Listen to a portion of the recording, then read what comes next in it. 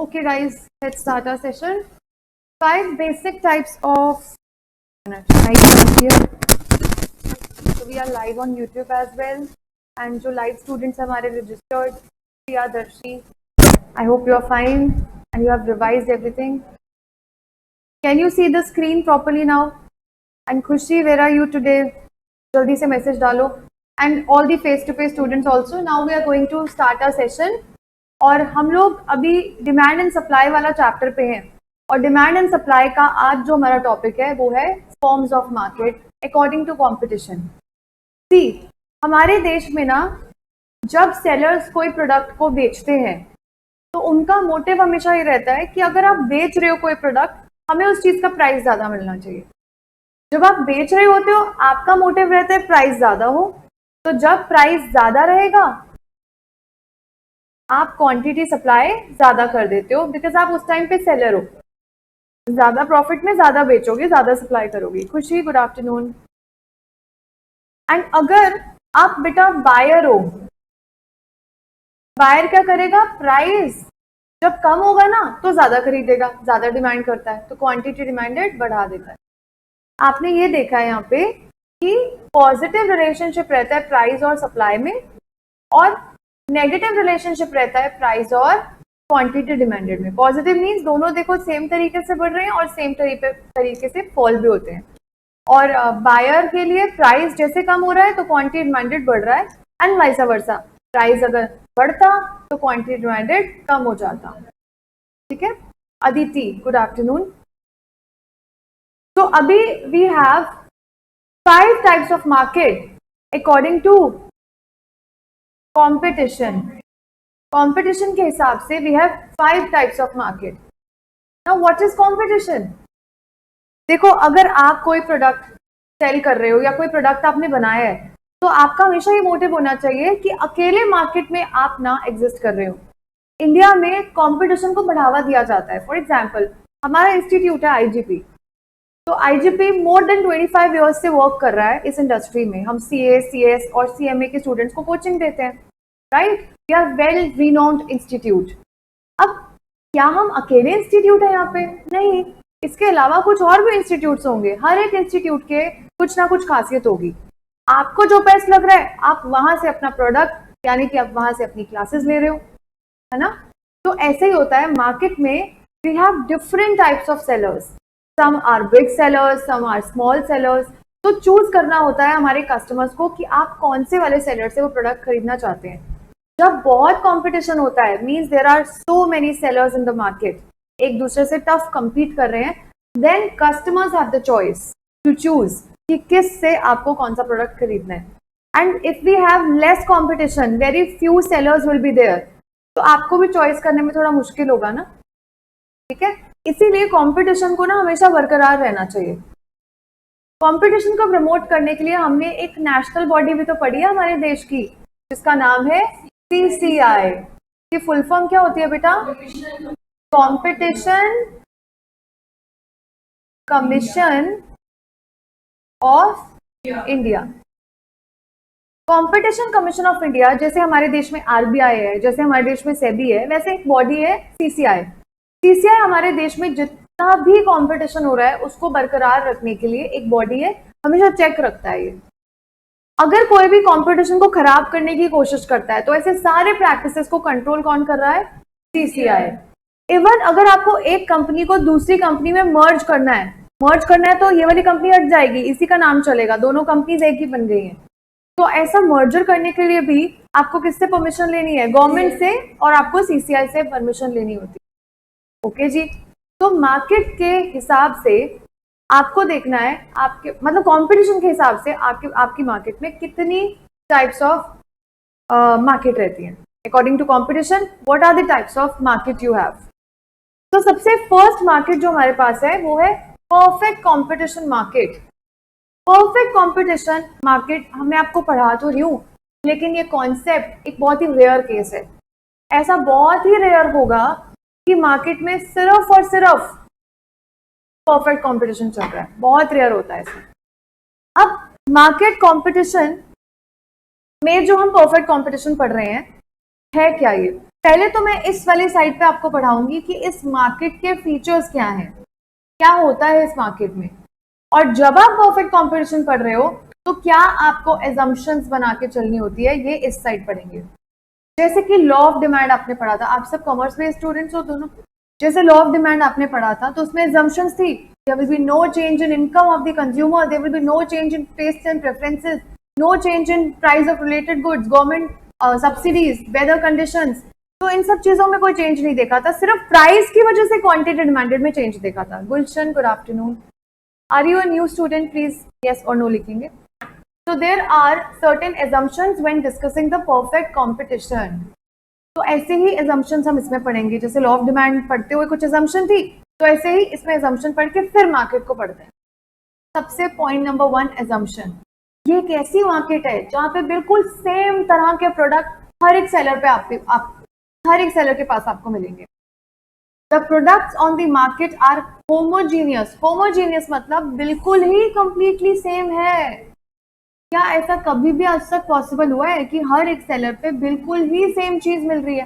वो बात अलग है, जैसे आप पेंसिल खरीदने गए, अप्सरा की पेंसिल खरीद रहे हो या नटराज की पेंसिल आप ले रहे हो, तो एक के पास भी नटराज की पेंसिल है, दूसरे के पास भी। वो परफेक्ट कंपटीशन पढ़ते हुए नहीं देखना होता आपको, प्रोडक्ट तो एक ही है ना। वो मेरा कहने का मतलब है, इसके पास भी वही पेंसिल है, दूसरे के पास भी वैसी ही सेम दिखती हुई पेंसिल है, बट इसका मतलब ये नहीं है कि सेम ब्रांड सबके पास है। अगर ब्रांड एक ही सब बेच रहे हैं फिर तो किसी से भी खरीद लोगे आप। मेरा कहने का मतलब क्या है, अब मैं आपको एक्चुअल एग्जांपल दे रही हूँ। आप सब्जी खरीदने जाते हो और आपको बहुत सारे स्टॉल्स वहां पे दिखते हैं। एक स्टॉल पे जो अनियंस हैं वो 100 रुपए केजी है। जो क्वालिटी इस वाली रेडी पे है, इस स्टॉल पे है, सेम क्वालिटी आपको यहाँ पे भी मिल रही है। तो यहाँ पे भी जो अनियंस पड़े हैं उनका प्राइस भी वो क्या बेचेंगे, ऑब्वियसली 100 रुपीज केजी ही तो बेचेंगे। आप कभी सब्जी मंडी गए हो, वहां पे आपने देखा है ऑलमोस्ट सबके प्राइस सेम होते हैं। अगर कोई प्राइस कम कर रहा है मीन्स उसकी क्वालिटी थोड़ी सी लो होती है। वो कहते हैं ये थोड़ी, आप कहते हो ना कि अगर 80 रुपए केजी दे रहे हैं हम, तो आप देखोगे ना उसकी क्वालिटी थोड़ी सी लो होगी, तभी उसने 80 किया ताकि उसके बिक जाए। लेकिन अगर आप प्राइस बढ़ाते हो, जो एक स्टैंडर्ड प्राइस चल रहा है अच्छी क्वालिटी ऑफ अनियंस के, अगर आपने प्राइस बढ़ाने की कोशिश की, ये बंदा कहता है मिस्टर सी मैं तो 120 रुपीज पर केजी बेचूंगा, तो आपके पास कोई आएगा ही नहीं। आप परफेक्ट कंपटीशन में हो, सब परफेक्टली एक दूसरे के साथ तगड़े कंपटीशन में है, सेम तरह का प्रोडक्ट है, हर एक के पास अनियन ही है। कस्टमर तुम्हारे पास कोई चॉइस नहीं है, इससे खरीद लो या दूसरे से खरीद लो, सेम अनियंस आपको मिल रहे हैं सेम प्राइस पे। अगर आप प्राइस ऊपर करने की कोशिश करोगे सेलर, तो बायर भाग जाएगा 100 रुपए वाले पे, ठीक है। इसीलिए इस तरह की मार्केट में जो सेलर होगा he will be price taker, means जो प्राइस मार्केट में चल रहा है उसी प्राइस में आपको बेचना पड़ेगा। If you will try to increase the price, the buyer will move to the next seller, ठीक है। तो पहला assumption क्या है, एक तो पहले होमोजीनियस प्रोडक्ट है, हर एक स्टॉल पे आपको अनियंस, टोमेटोज यही मिल रहे हैं। जितनी भी फर्म्स हैं या फिर जितने भी सेलर्स हमने एग्जांपल लिए, उनका सिर्फ एक ही मोटिव है, प्रॉफिट कमाना। कोई चैरिटी डोनेशन या दूसरों के बेनिफिट के लिए नहीं आए हो आप इस मार्केट में। ऑब्वियसली क्या मोटिव है आपका, profit maximisation. Third point, there will be free entry and exit from the market. कोई बैरियर नहीं होता। 10 लोग तो ऑलरेडी सेम चीज बेच रहे हैं, 11वां 12वां भी अगर आके सेम चीज बेचना चाहता है, किसको फर्क पड़ता है? कोई एंट्री नहीं है, कोई एग्जिट नहीं है। पता है एंट्री और एग्जिट कब होती है? बैन, जब कोई बड़े लेवल पे काम कर रहा होता है, उसका इन्फ्लुएंस होता है मार्केट पे, वो दूसरों को या छोटे वालों को टिकने ही नहीं देता है सेलर को। कैसे नहीं टिकने देगा? इतनी अच्छी क्वालिटी बेच रहा है वो बड़ा सेलर और प्राइजेस भी उसके अच्छे हैं, तो अगर कोई छोटे छोटे सेलर्स आ गए, लोगों को लगेगा यार तो क्वालिटी अच्छी नहीं होगी इनकी, ठीक है। लेकिन यहाँ पे तो सब सेम ही लेवल के सेलर्स है ना, तो सेम लेवल की है। मैं भी आप ही के लेवल का हूँ, आप भी मेरे लेवल का है। आप भी अगर टोमेटोज आके बेचना चाहते हो तो हमें कोई फर्क नहीं पड़ेगा, ठीक है।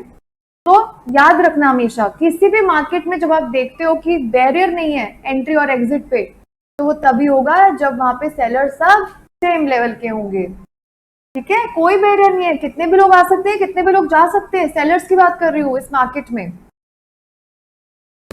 अगला पॉइंट, अब कस्टमर्स के पास कोई प्रेफरेंस नहीं होती है, there is no concept of customers preference. Why? All are selling same product. Either you can buy from seller 1 or either you can buy from seller 2. कोई फर्क नहीं पड़ता है. तो प्रॉफिट मैक्सिमाइजेशन हमारे सेलर्स का मोटिव है. कस्टमर्स तुम्हारे पास कोई चॉइस नहीं है, सब सेम तरह का प्रोडक्ट बेच रहे हैं. अब सब सेम लेवल पे हैं, सारे छोटे छोटे ही सेलर्स हैं. तो भाई कितने भी सेलर्स आए, कितने भी सेलर्स चले जाए, no barrier on entry and exit. And the last point, first one I am talking about, the products nature is homogeneous. Homogeneous means बिल्कुल आइडेंटिकल है, सेम टू सेम दिख रहा है बिल्कुल. क्या ये मार्केट रियल मार्केट में एग्जिस्ट करती है? नहीं, ये सिर्फ पढ़ने का कॉन्सेप्ट है. ऐसा कभी नहीं होगा कि हमेशा बिल्कुल ही सेम प्रोडक्ट आपको मिल रहा है. ये सिर्फ एक पढ़ने का कॉन्सेप्ट है. ठीक है. अगर आप स्टॉल नंबर 1 या 2 पे भी जाओगे ना, थोड़ा बहुत तो टोमेटोज में फर्क होगा. किसी के पास थोड़े ज्यादा रेड होते हैं, किसी में रेडी टू ईट है एकदम, या कुछ ऑरेंज ऑरेंज से होंगे, थोड़े हार्ड लगते हैं. राइट, थोड़ा बहुत चेंजेस तो बेटा रहता है. वहां पे भी जाके आप थोड़ा चूज करके उठाते हो ना, है ना. तो ये याद रखना, परफेक्ट कंपटीशन. और एक और मैं मार्केट पढ़ाऊंगी, डिओपोली, जहां पे सिर्फ 2 बड़ी फर्म्स होती हैं. ये दोनों सिर्फ पढ़ने के कॉन्सेप्ट है, एक्चुअल में रियल मार्केट में एग्जिस्ट नहीं करते हैं. ओके, परफेक्ट कंपटीशन के फीचर्स क्या हैं? अब एज्यूम करके चला कि ऐसी मार्केट होगी जहां सेम प्रोडक्ट है, सेम प्रोडक्ट है, समझ जाना परफेक्ट कंपटीशन की बात कर रहे हैं. प्रॉफिट मैक्सिमाइजेशन सेलर का मोटिव है, कॉन्सेप्ट नहीं है कंज्यूमर के पास चॉइस बनाने का, एंड कोई एंट्री और एग्जिट नहीं है. अब इसके फीचर्स पे आ जाओ. ये एक ऐसी मार्केट है where there will be large number of buyers and large number of sellers. कितने सारे सेलर्स है ना, और बायर तो हमेशा ही ज्यादा रहते हैं. ठीक है, तो इसका फीचर है. मैंने बोला लार्ज नंबर ऑफ सेलर्स, लेकिन जितने भी सेलर्स होंगे सब कौन होंगे? Small seller. स्मॉल सेलर का मतलब क्या होता है? सेम लेवल के हैं. कोई ज्यादा बड़ा नहीं है, कोई ज्यादा छोटा नहीं है, कोई मार्केट को टैप नहीं कर पा रहा, कोई मार्केट पे ज्यादा होल्ड या इन्फ्लुएंस नहीं कर पा रहा है. सब इक्वल लेवल के हैं. ठीक है, स्मॉल लेवल के हैं सब, मींस इक्वल लेवल के हैं. तगड़ा कंपटीशन कर रहे हैं एक दूसरे के साथ. ये भी 100 रुपए में बेच रहा है, ये भी 100 रुपए में बेच रहा है, इसकी भी बढ़िया क्वालिटी है, इसकी भी. कितना टफ कंपटीशन है ना. टफ कॉम्पिटिटर है. कब? जब एक दूसरे को टफ कम्पीट कर पा रहे हो, आप सेम लेवल पे होते हो जब, है ना, तभी तो तगड़ा कंपटीशन होगा. एक बहुत ज्यादा स्ट्रांग है, एक वीक है, काय का कंपटीशन? स्ट्रांग वाले पे सब आएंगे. नेक्स्ट, कोई भी, इसी पॉइंट को एक्सप्लेन किया जा रहा है, कोई भी बिग सेलर यहाँ पे नहीं होता है जो मार्केट को इन्फ्लुएंस कर पाए. And all the firms are price taker, क्योंकि सेम प्राइस में आपको बेचना पड़ेगा. If you gonna increase the price, customer will not buy from your firm और योर प्रोडक्ट. ठीक है, तो सब प्राइस टेकर हैं. ऐसे भी मार्केट आएगी जहां पे सप्लायर प्राइस मेकर होंगे, which is our next market. एक बार इसको वापस से रिवाइज करेंगे. एजम्पशंस क्या थे? Products are homogeneous in nature. Homogeneous means completely identical, बिल्कुल सेम दिख रहे हैं. रेयर केस होता है. दूसरा, सेलर्स का मोटिव क्या है? Profit maximisation. एंट्री और एग्जिट पे कोई बैन नहीं है, कोई भी आए कोई भी जाए, सब सेम लेवल के तो सेलर्स हैं. And last point, customers is not having the choice of profit, sorry, making any preferences. कोई चूज कर पाए ऐसा कुछ नहीं है, सब सेम लेवल पे सेम तरह के प्रोडक्ट्स बेच रहे हैं. नेक्स्ट, अब फीचर्स क्या है? There will be large number of buyers and large number of sellers. Point number 2, all the sellers are small sellers, means point number 3, no one is a big seller who can influence the market. And point number 4, in this all the firms are price taker. जो market में price चल रहा है उसी पे ही बेचना पड़ेगा, तुम खुद का प्राइस सेट नहीं कर सकते. क्या हम नेक्स्ट मार्केट पे मूव ऑन करें? अब अच्छे से समझ आया सबको परफेक्टली? ये पीडीएफ या फिर इसका पीपीटी ही प्रॉपर मैं आपके साथ शेयर कर दूंगी. होमोजीनियस करी हुई है ना मैंने. चलो ठीक है, आगे चलते हैं फिर. Next market is monopolistic competition. This is a real market. अगर आप जाते हो ना कहीं पे, ये मार्केट एग्जिस्ट कर रही होती है.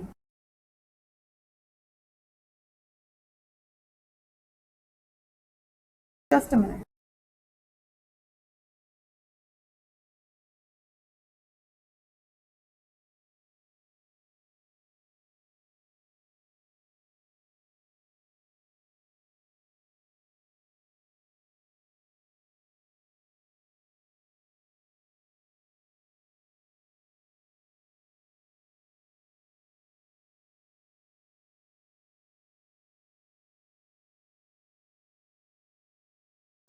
नाउ मोनोपोलिस्टिक कंपटीशन क्या है?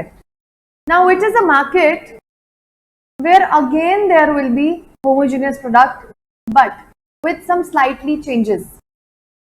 होमोजीनियस मतलब है तो सेम प्रोडक्ट, पिछली बार बिल्कुल ही आइडेंटिकल था, इस बार बिल्कुल आइडेंटिकल नहीं है, प्रोडक्ट है तो सेम बट थोड़े बहुत चेंजेस अलग है, थोड़े चेंजेस के. For example, if we go to market and buy water bottle, bottled water I am talking about, Bisleri और किनले, दोनों पानी बेच रहे हैं, होमोजीनियस प्रोडक्ट है बट दोनों की पैकेजिंग अलग है, स्लाइटली चेंजेस हो गए, बॉटल का ढक्कन अलग है, बॉडी की शेप, बॉटल की जो शेप है वो अलग है, बॉटल का जो सरफेस है वो अलग होता है.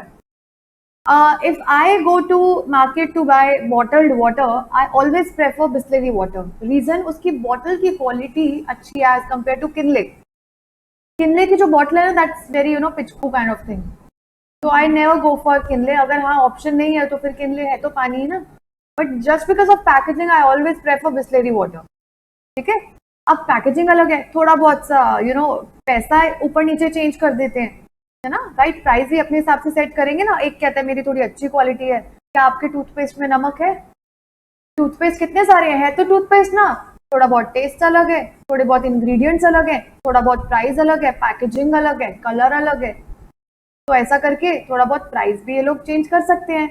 अब प्राइस चेंज कर पा रहे हो तो here the seller will B price maker and not the price taker, and consumers will be this time price taker.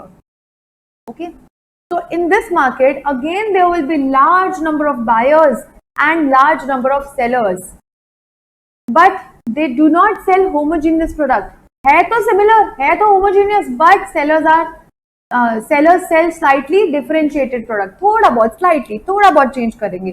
जैसे इतनी सारी वाटर बॉटल्स में से ये अलग है ना, इसका प्राइस भी थोड़ा अलग होगा, कम हो सकता है, ज्यादा हो सकता है, पैकेजिंग अलग होगी. कस्टमर्स इस बार चूज कर सकते हैं. जैसे हमारे जो इंस्टीट्यूट्स हैं, आप आईजीपी में पढ़ो या XYZ किसी और इंस्टीट्यूट में पढ़ो, you have different features of every institute. Teachers are different, experiences are different, results are different, facilities which you are getting in every institute is different. तो basically now you can make choice कि आपको कहाँ पे जाना है ना. तो customers have the preference of choosing the product over another, क्योंकि दोनों में से थोड़े थोड़े चेंजेस होते हैं प्रोडक्ट्स में. नेक्स्ट, इस बार जो हमारे सेलर्स होने वाले हैं वो प्राइस सेटलर्स या प्राइस मेकर्स बोलते हैं, क्योंकि प्रोडक्ट थोड़ा चेंज किया तो आप प्राइस भी थोड़ा सेट कर सकते हो. एग्जाम्पल क्या है इसके? टूथपेस्ट, बॉटल्ड वाटर, ये एग्जाम्पल्स हैं मोनोपोलिस्टिक मार्केट के प्रोडक्ट्स. क्लैरिटी है? वापस से रिवाइज करते हैं. There will be again large number of buyers and large number of sellers, लेकिन यहाँ पे प्रोडक्ट बिल्कुल सेम नहीं है, सिमिलर है but they are selling with the differentiated things in market. Next, consumers now can make preference also, एक से choose करें या दूसरे से खरीदें. And the last point, all the sellers are price settlers makers, एक ही बात है. Examples, toothpaste and bottled water. Next type of market is monopoly. ये बीच में बैठा है मोनोपोलिस्ट, ये अकेला मार्केट पर राज करता है. There will be single seller and there will be large number of consumers. इस मार्केट की कुछ खूबियां हैं. एक ही सप्लायर होगा पूरी मार्केट में, पूरी कंट्री में, या एक पर्टिकुलर मार्केट में भी हो सकता है. कोई कंपटीशन में है ही नहीं, क्योंकि अकेला है, किसी के साथ compete नहीं करना है, अकेले राज करना है मार्केट में. तो ये कंट्रोल भी कर सकता है प्राइस को. भाई पूरा राज कर रहे हैं तो प्राइस अपने हाथ में है, अकेले तो बेच रहे हैं, प्राइसेस हाई कर देते हैं, इन्फ्लुएंस करता है पूरा मार्केट को. एंड अब अकेला है, किसी और को आने देगा? Now there will be barrier to entry and exit. जब मार्केट में सेलर्स कम रहते हैं ना, या अकेला होगा तो बैरियर रहेगा. बहुत सारे सेलर्स है तो कोई बैन नहीं होता एंट्री एंड. पर बैन का मतलब क्या है? वो टिकने ही नहीं देंगे ना, नए सेलर्स को आने ही नहीं देते हैं. वो इतना इन्फ्लुएंस क्यों होता है उनका मार्केट में, सारे कस्टमर्स वहीं भाग के जा रहे होते हैं. Anyways, there will be only one seller, सिर्फ एक ही सेलर होने वाला है. So a single firm will control the entire market. Next point, यहाँ पे अपने हिसाब से प्राइस को सेट कर सकते हैं. तो again here seller will be price settler और you can say price maker. Next, consumers के पास चॉइस है कोई? अकेला मार्केट में फॉर एग्जाम्पल आपको ये बॉटल खरीदनी है और सोचो मार्केट में एक ही बंदा है जो इस तरीके की बॉटल बनाता है। इस बॉटल में खासियत क्या है? I am just giving you one example, only one example. Normally हम ऐसे बॉटल खरीदते हैं ना, तो वो पानी अंदर से या तो ठंडा रखेगा या गर्म रखेगा। एक तो नॉर्मल आती है कि नॉर्मल टेम्परेचर जो हमारा रूम टेम्परेचर चल रहा है वो ही रहेगा, गर्मी है तो गर्म हो गया। बट अगर ऐसी बॉटल है जो अंदर टेम्परेचर मेंटेन करके चलती है, ठंडा पानी डाला तो 2 दिन तक ठंडा रहेगा, गर्म पानी डाला तो 2 दिन तक गर्म रहेगा। We all use such kind of bottles at our homes. But ये वाली बॉटल सोचो एक ही सेलर होगा, अब यहाँ पे ना डिवीजन होगा अंदर, इतना पानी जब तक जाएगा ना तो वो ठंडा पानी आप डाल सकते हो और वो 2 दिन तक ठंडा रहेगा, और इसके ऊपर गर्म। ऐसी मार्केट में आती नहीं ना ऐसी बॉटल। सोचो ऐसी कोई बॉटल किसी ने इन्वेंट किया है और अकेला पर्सन उसको सेल कर रहा है, कितना भी प्राइस आपसे चार्ज कर सकता है, क्योंकि उसको बेचने के लिए और कोई है ही नहीं। और अगर तुम्हें इस तरीके की बॉटल खरीदनी है तो आना भी किसके पास पड़ेगा? सिर्फ उसी पर्सन के पास। Means here the consumers are not having any choice, and here the seller can influence the market by increasing the price. आपको पता है मोनोपोलीज हमारे इंडिया में बनाना बैन है। If you want to make monopoly, अगर अकेले राज करना चाहते हो तो करो, लेकिन प्राइजेस को बहुत ज्यादा हाई मत कर देना कि कस्टमर्स के इंटरेस्ट अफेक्ट हो जाए। इसीलिए बेटा मोनोपोली बनाने के लिए आज की डेट में गवर्नमेंट से परमिशन लेनी पड़ती है, सीसीआई से भी परमिशन लेनी पड़ती है।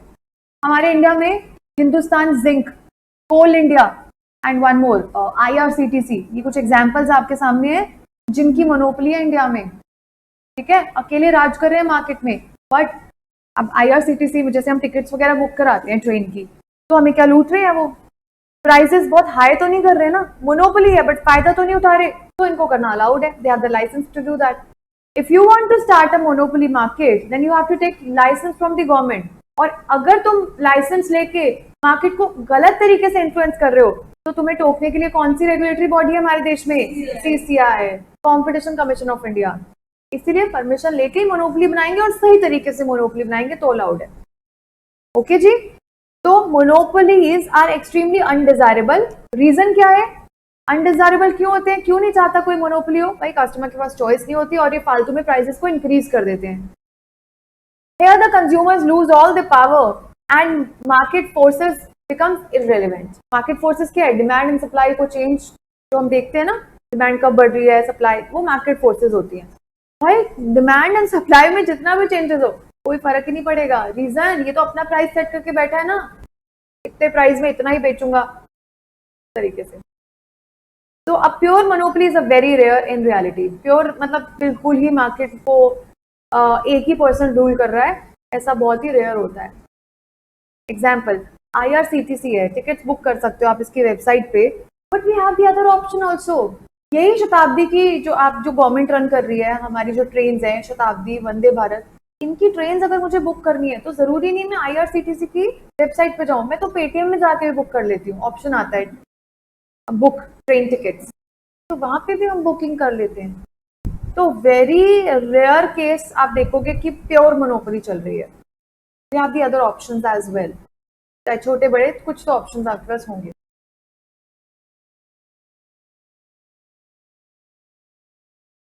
Next market is oligopoly. Oligopoly is a kind of market where there will be few sellers. अब वो फ्यू सेलर्स बेटा कितने होंगे मार्केट में, इसकी कोई क्लैरिटी वैसे तो नहीं है, बट जो हमें इकोनॉमिक्स में कॉन्सेप्ट पढ़ाया जाता है उसके according we have minimum 3 and maximum 5 sellers.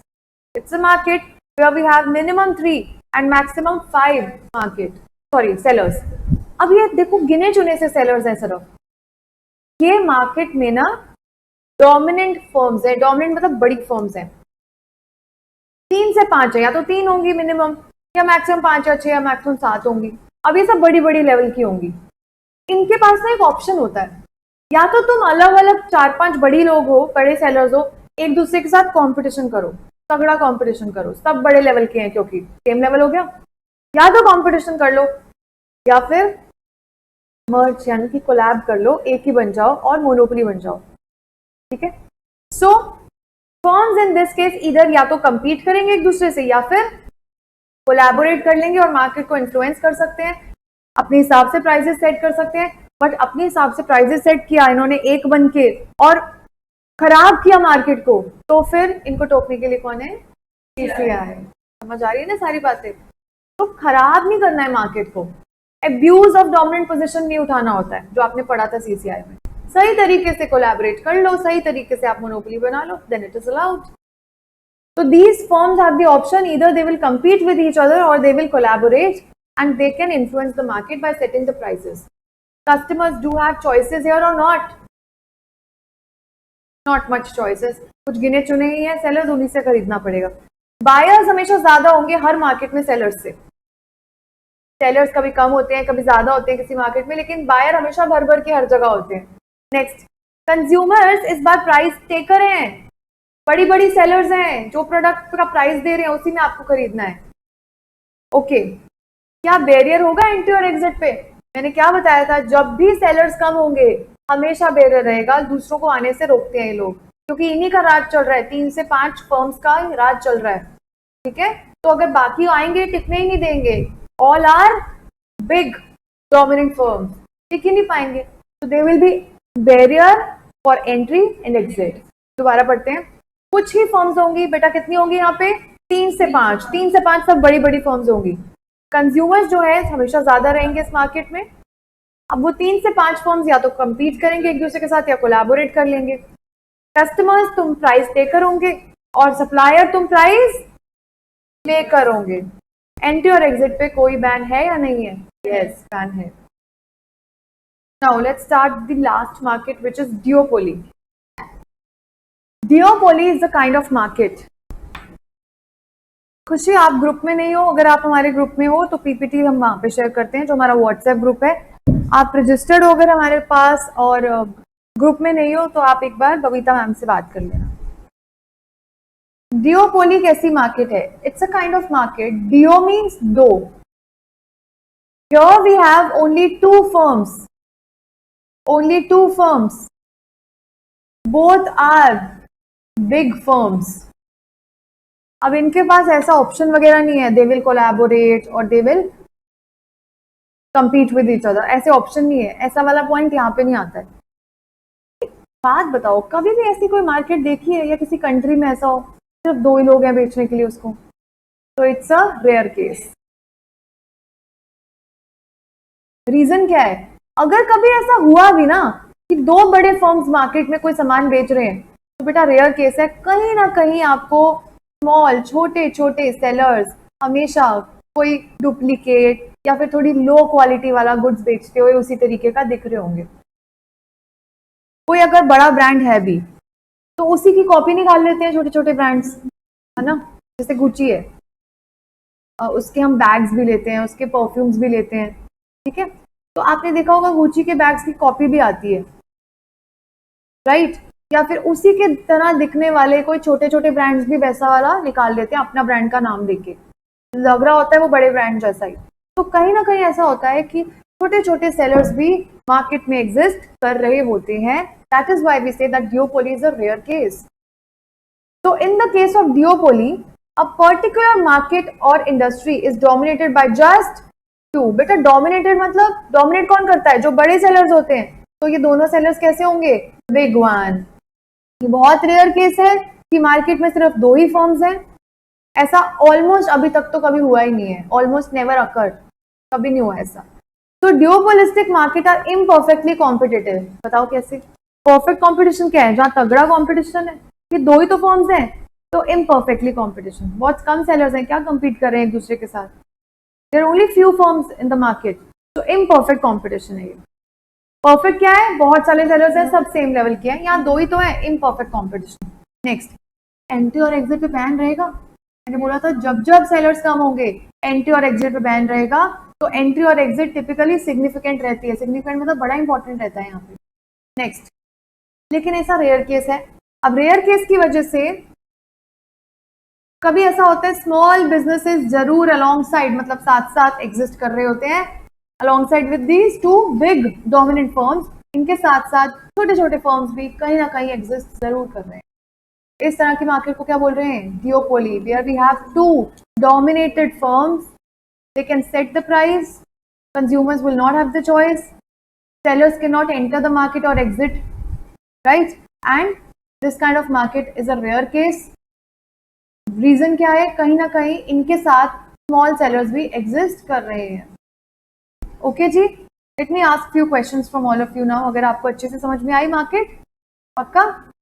Okay, first question, let me see कौन कौन आंसर करता है. और अगर जो हमारे लाइव देख रहे हैं तो आप अपने कमेंट में आप आंसर दे देंगे, या फिर जो बच्चे हमारे साथ रजिस्टर्ड है लाइव में, मतलब हमारे हमारी जो ऐप है वहां पे आप चैट बॉक्स में हमारे साथ कनेक्टेड हो, तो आप चैट बॉक्स में आंसर लिखते जाना इसके.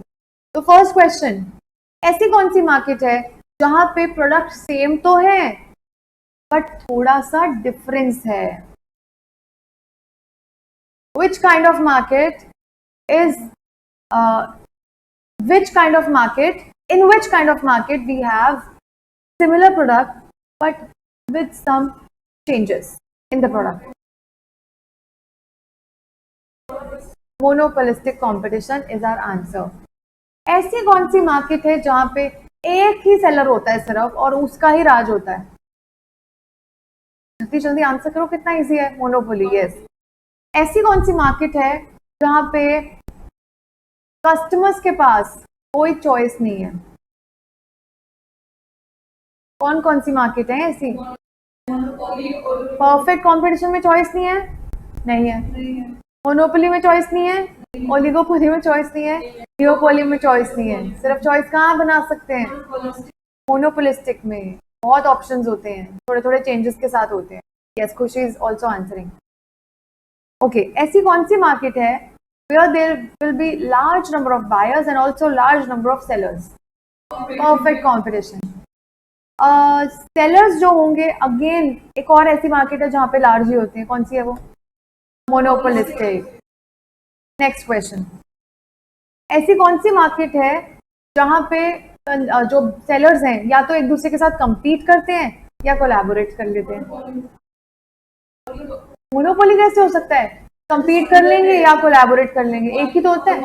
Oligopoly. Okay, which kind of market is there जहां पे homogeneous प्रोडक्ट बेचा जाता है? ओके, ऐसा कौन, लास्ट क्वेश्चन, ऐसी कौन सी मार्केट है जहां पे एंट्री और एग्जिट पे बैन नहीं है? परफेक्ट कॉम्पिटिशन पे कोई बैन नहीं है ना. मोनोपोली में बैन होता है, मोनोपोलिस्टिक में बैन है, उसमें भी बैन नहीं है, बाकी सब में बैन है. ओलिगोपोली में है, डिओपोली में है, मोनोपोली में है. ठीक है, समझ आया सबको? ठीक है, अभी मैं ये सेशन खत्म कर रही हूँ बिकॉज नहीं, वेट, बिकॉज हमारा इलास्टिसिटी ऑफ सप्लाई पेंडिंग है ना. तो अभी वो टॉपिक करेंगे and then we will end the session. जल्दी से हम टॉपिक निकालेंगे अब. Let me open the book for you.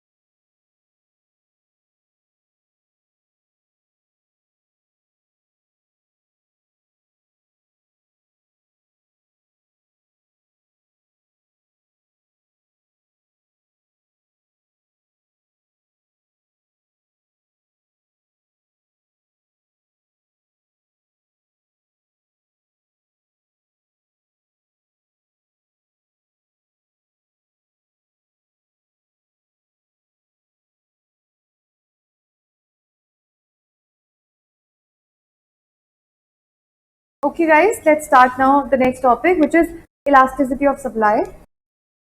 Elasticity का मतलब क्या होता है? कितना चेंज आ पा रहा है, ठीक है? Elasticity means change. जब आप डिग्री ऑफ चेंज निकाल पाते हो, डिग्री ऑफ चेंज मीन्स कितना एग्जैक्टली चेंज आ रहा है, दैट्स इलास्टिसिटी. लेकिन जब हम लॉ ऑफ सप्लाई पढ़ रहे थे तो हम सिर्फ ये देख रहे थे भाई प्राइस की वजह से सप्लाई में कैसा वाला चेंज आता है. हमने लॉ ऑफ सप्लाई में क्या पढ़ा था? Law of supply means other things remaining constant.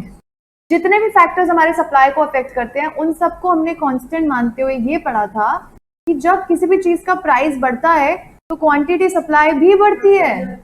ज्यादा प्राइस पे ज्यादा बेचते हैं वो लोग, और अगर प्राइस कम होता है तो क्वांटिटी सप्लाई भी कम होती है. ये पढ़ा था आपने लॉ ऑफ सप्लाई में. सिर्फ डायरेक्शंस देखी थी, प्राइस बढ़ रहा था क्वांटिटी सप्लाई भी बढ़ रहा था, प्राइस कम हो रहा है क्वांटिटी सप्लाई भी कम होता है, ठीक है ना? सिर्फ डायरेक्शन देखी थी. लेकिन कितना चेंज आ रहा है, प्राइस के बढ़ने से कितना चेंज आएगा क्वांटिटी सप्लाई में, ये आप पढ़ोगे इलास्टिसिटी ऑफ सप्लाई में. The degree will be calculated in elasticity. Okay, अब इलास्टिसिटी होता क्या है? कौन सा वाला ऐसा फैक्टर है जिसकी वजह से आपको इलास्टिसिटी पढ़नी है? तो elasticity of supply is quantitative relationship between supply and it's price. तो इलास्टिसिटी ऑफ सप्लाई में हम कौन सा फैक्टर लेकर चल रहे हैं? प्राइस. प्राइस के चेंज होने की वजह से कितना चेंज आएगा क्वांटिटी सप्लाई में, कितना चेंज, एग्जैक्टली कितना चेंज, उसको क्या बोलते हैं? Elasticity of supply. दोबारा से, इलास्टिसिटी ऑफ सप्लाई एक रिलेशनशिप बताता है सप्लाई और प्राइस के बीच में. तो बेसिकली इसका फॉर्मूला क्या बनेगा? Percentage change in quantity supply divided by, supply में चेंज देख रहे हो, किसकी वजह से चेंज देख रहे हो उसको डिनोमिनेटर में रखना है, divided by percentage change in price of commodity. Commodity के प्राइस चेंज होने की वजह से कितना चेंज आ रहा है क्वांटिटी सप्लाई में, उसको ऊपर रखा है. ये हमारा फॉर्मूला बन गया इलास्टिसिटी ऑफ सप्लाई का. Okay, the major factor controlling the supply of a commodity it's price.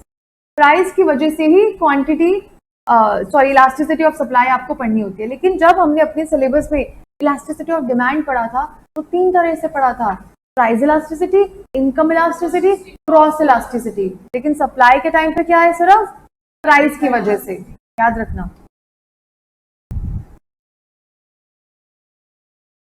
कितने types of price elasticity of supply आपके पास होते हैं? देयर आर, जैसे इलास्टिसिटी डिमांड के 5 तरह के थे, सप्लाई में भी we have 5 types of elasticity of supply.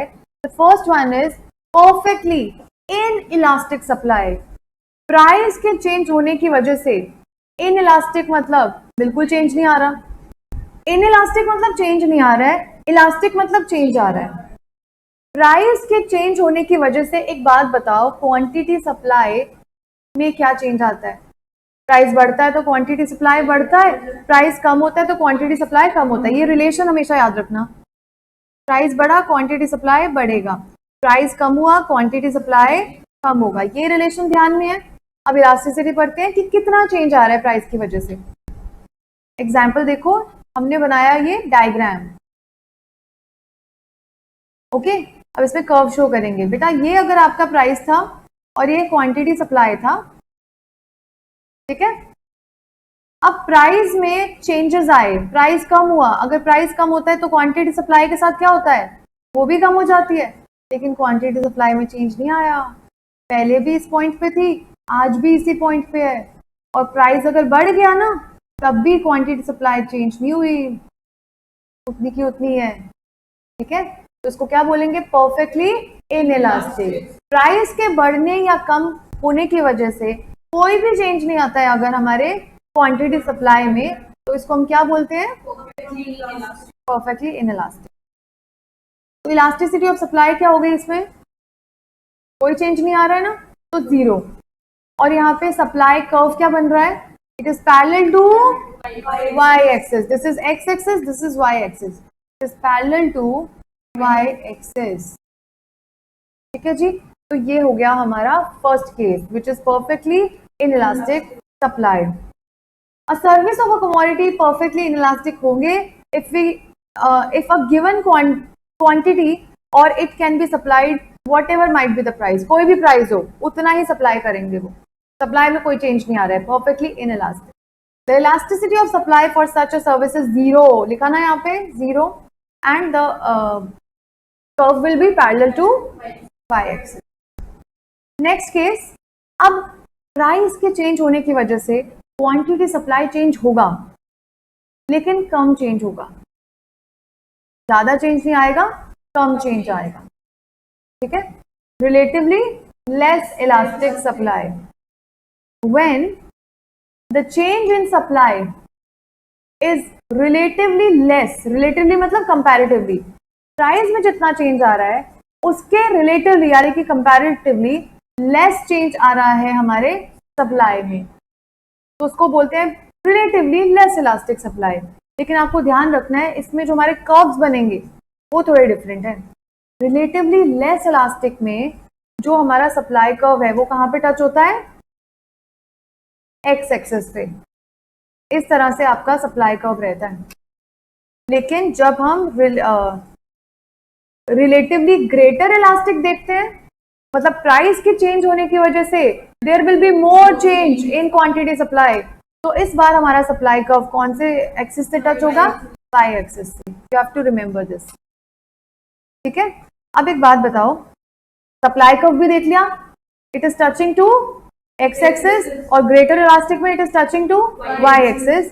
Supply curve तो देख लिया, बट इलास्टिसिटी ऑफ सप्लाई बताओ, यहाँ पे लेस देन इलास्टिक है ना, तो लेस देन 1 यहाँ लिखा हुआ है, लेस देन 1, और ग्रेटर वाले में more than 1। Elasticity of supply क्या रहेगी, मोर देन 1। बेटा समझ आ रहा है आप दोनों को, आप तीनों को भी सब समझ आ रहा है। यूनिटरी इलास्टिक, प्राइस के चेंज होने की वजह से जितना प्राइस में चेंज आ रहा है, इक्वल चेंज आ रहा है जब सप्लाई में, तो उसको बोलते हैं यूनिटरी इलास्टिक, सेम चेंज। अब सेम चेंज में पॉइंट ऑफ ओरिजिन से आपका सप्लाई कर्व निकलेगा। Supply curve is always upward moving, upward movement होता है ना उसका, अपवर्ड स्लोपिंग, यस। तो बेसिकली जितना प्राइस में चेंज आया सेम और इक्वल चेंज क्वांटिटी सप्लाई में आ रहा है, that is unitary elastic. Elasticity of supply रहेगा इक्वल टू 1, और हमारा जो सप्लाई कर्व है that is touching two point of origin. खत्म हो गया price elasticity.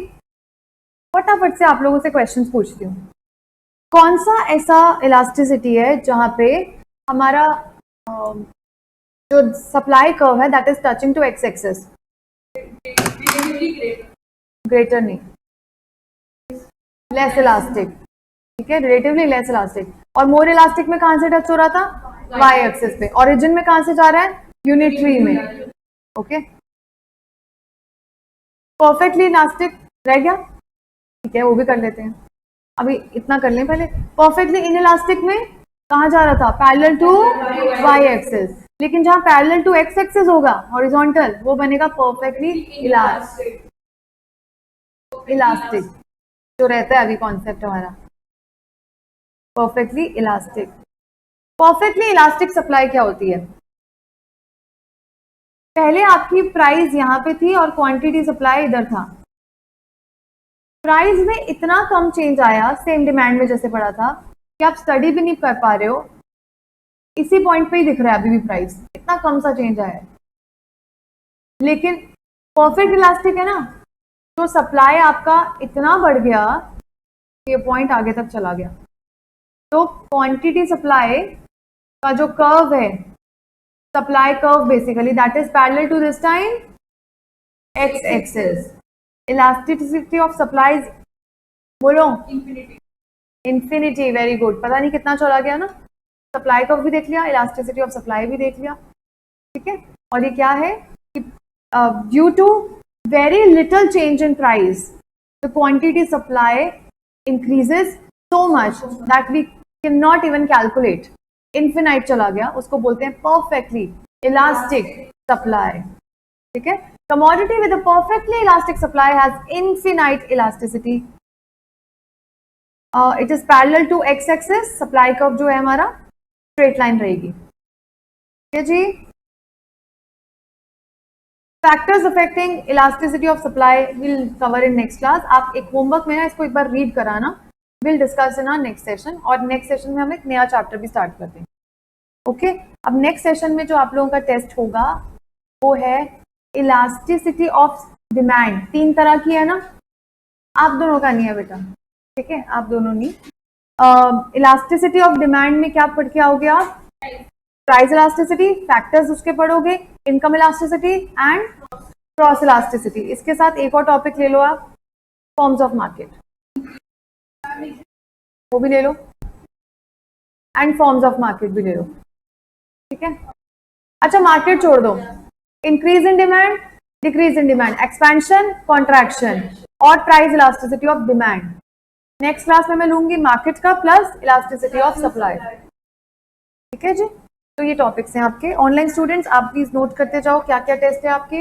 Again I am telling you, हमारा जो टेस्ट है वो है इलास्टिसिटी ऑफ डिमांड के तीनों टाइप्स, प्राइस इलास्टिसिटी के फैक्टर्स, दैट्स इट, दे दिया, sure, expansion and contraction, increase in demand and decrease in demand, ये 4 टॉपिक्स का आपका टेस्ट है नेक्स्ट क्लास में। अभी थोड़ा सा ब्रेक ले लो आप, 5-7 मिनट्स में will start our next session, current affairs का नेक्स्ट सेशन है, ठीक है।